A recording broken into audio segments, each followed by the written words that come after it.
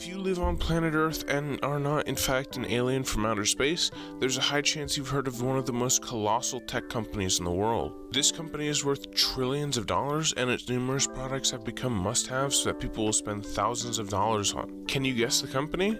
That's right, today we're talking about Apple Inc. and how this monster of a company is only getting bigger. Hey everybody, and welcome back to Dollars and Cents, helping you make sense of making dollars. Apple Inc., an absolute behemoth of a company, started in 1976 by three guys, Steve Wozniak, Ronald Wayne, and the visionary you've come across once or twice, Steve Jobs. These guys started with one goal, to make a simpler, smaller computer for the everyday guy. Mission accomplished, I think, because Apple Inc. has sold 22 million Macs in 2020 alone, not even only since it started all those years ago. The number of iPods, iPads, and iPhones are also astronomical too, all things that have helped shape the incredible success of this company. And on that note of incredible success, if you want to help mine become a reality, be sure to like and subscribe for more videos. Also be sure to join my Discord. All links in the description below. Okay, seriously though. Apple has a long history of having some of the best products in the market and being led by some of the best and most capable leaders in the world. It's generated billions over the year, and it's the largest public company in the world with a market cap of $2.25 trillion. On that note, let's dive further into Apple's superb financials. Looking here, we see Apple's revenue is almost $300 billion, just shy at $294 billion. This gives us a price to earnings of 35, which, yes, is on the high side. Usually we want to see this number right around 20, but it's Apple, so there's little lenience here. Apple also has free cash flow of $80 billion and paid $13.68 billion in dividends too. We like dividends, so this is great to see. Moving on to the balance sheet, we see awesome cash growth. Apple has grown the amount of cash it has from $11.4 billion to over $17.7 billion over the last 5 years alone. Apple's total current assets stand at $143 billion, and total liabilities stand at $105 billion. It's always nice to see a company with more assets than liabilities, although I kind of figured that would be the case going in here with Apple. Finally is the cash flow section. Naturally, we see Apple's free cash flow growth from just under $70 billion to over $73.3 billion. The average free cash flow over the last 5 years is $62.6 billion, and if we multiply that by 20, we get market cap value of $1.25 trillion.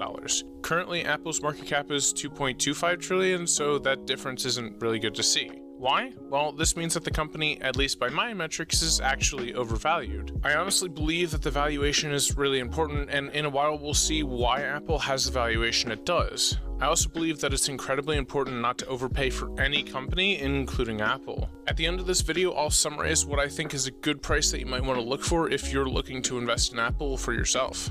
We already briefly touched on Apple's dividends, but I'm going to talk about them just for a little bit more. Currently, at a share price of $134.16, Apple's dividend yield is 0.61%, which is actually really tiny compared to some other companies. However, I think the small dividend is justified. With companies that are growing tremendously quickly, you would expect them not to pay any dividends and instead use all that cash to fuel their business. Yet, as Apple gets larger and larger, it becomes harder for Apple to effectively use capital to grow its business.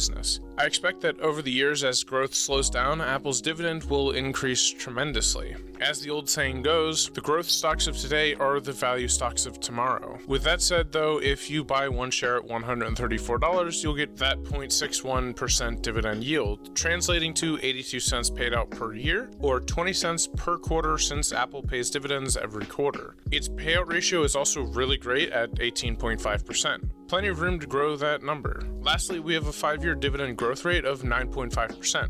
Respectable to say the least, and growing consistently the last 8 years. Now, you essentially wouldn't buy Apple stock for its current dividend, but for what it could potentially become. Potential is good to see in any company, and I believe that there are 3 major catalysts at work propelling Apple and its potential forward. These catalysts, I think, will make Apple an even greater future investment in the next 15 to 20 years. The first major catalyst has to be the biggest things Apple has going for it: the massive breadth of products that it produces and its status as a household name. The popularity, effectiveness, and forward technology of Apple's products have solidified its stance as a household name. The iPhone alone has sold around 200 million units in 2020. Taking a look at some of the sales of these products is pretty astounding too. Using the iPhone as our example, we see that it makes up an incredible 44% of Apple's total revenue.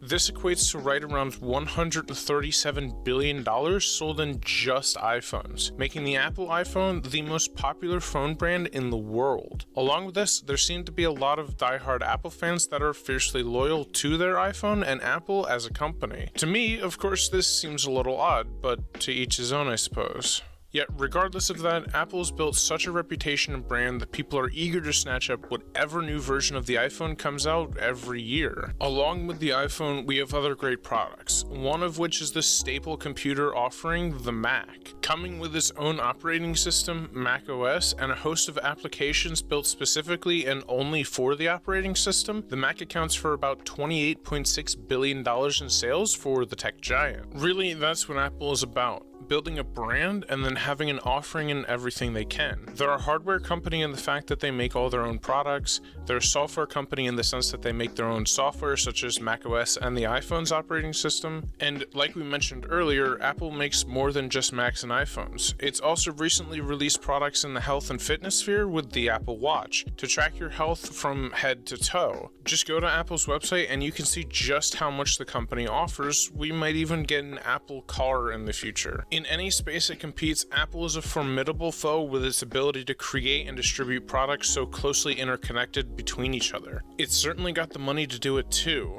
Just think in a few years when Apple does release its own car, yes, there's very much a possibility we'll get an Apple Car. I wasn't kidding. You can own a phone, watch, computer, and car that are all seamlessly interconnected for the best user experience possible. Aside from its vast array of interconnected products and household name with diehard fans, Apple's second catalyst for its future is the leadership and talent it's garnered. Apple's cultivated some of the best and brightest in the industry. Might have a little to do with the Marianas Trench deep pockets, but really, what do we know? Just to name a few people who've come from Apple: Trip Hawkins, founder of EA, Andy Rubin, founder of Android, and Tony Fadell, founder of Nest. If you've never heard of Nest, you might just want to check it out for yourself. It is, after all, created by the lead designer of the revolutionary iPod, and is a revolutionary product in its own right. These incredibly talented people just show Apple's knack for collecting the best of the best, harnessing their collective power to create some of the most innovative and in some cases revolutionary products on the market.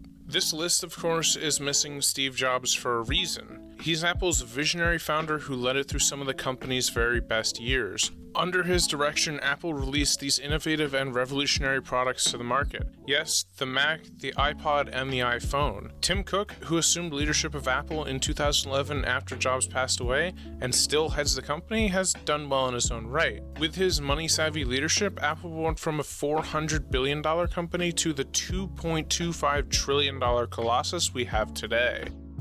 The last of the three major catalysts for Apple's future has to be its push to become a software and services-centric business. Over the years, it's clear that Apple has always had a strong software. It's essentially what the company was built on, the Mac OS. Yet recently, though, Apple's had some big changes, and I mean massive. The first graph is Apple's sales by category. From 2018, we see that the iPhone dominated sales at 59% of total revenue. However, moving into 2020, we see that numbers start to shrink down to 44%. Though that's a sizable shrink off the company's sales, it's still strange to see that numbers shrink when Apple posts incredible earnings and has undoubtedly been growing. With its iPhone sales being still massive, it means that Apple's revenue has to be coming from somewhere else. That elsewhere comes from the vast catalogs of products Apple offers, such as Apple TV, Apple Fitness Plus, Apple Music, and many, many other services. Apple's recently been making a large push through Apple TV and Apple Fitness Plus specifically.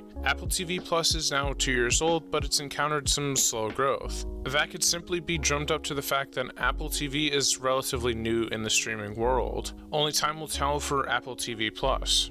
On the other side, the Apple Fitness Plus, the new version of Apple Fitness, has garnered some good reception and popularity from the public. Of course, we just need to remember that a lot of these services are still relatively new, and only time will show how they develop. If Apple is known for anything, it's putting out high-quality products and services, unless, they don't.